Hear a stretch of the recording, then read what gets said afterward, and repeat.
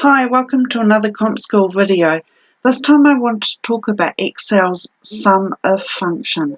It's a really useful function for being able to sum depending on a particular criteria.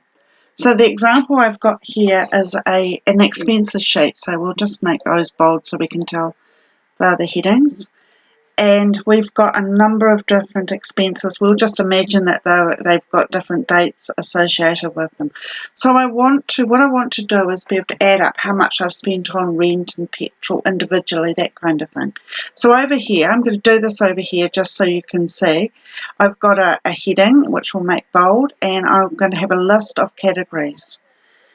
Now, what I'm going to do is just copy this list here, and I'm going to paste it over here, and while it's still selected I'm going to go to data and remove duplicates. This is just a nice easy way of getting a unique list of values, and it's asking me if I want to do that, and I say yes, and we end up with the number of unique categories that we've got here.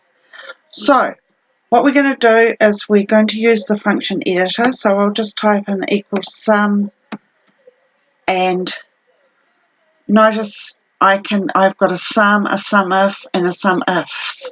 Today I'm just going to use the one if, so one criteria. So I'm going to open that. Now I'm going to go up here and open the function editor so you can see what we're doing. We've got three arguments. Two of them are compulsory, one is not, but we'll use it anyway, I think. So our range is the cells that we want to evaluate. So I'm going to evaluate this range here from A2 down to A22.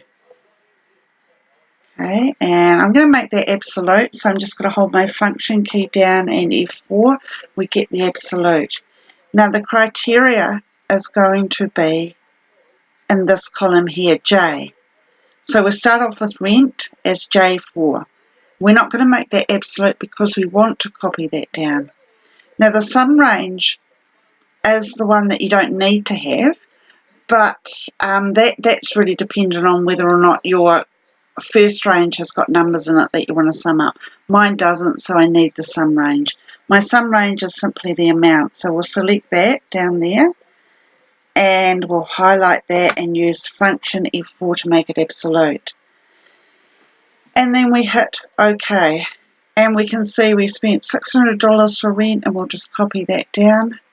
And that's a nice, simple way of doing the categories. It's Excel's SumIf, and this was another CompSkill video.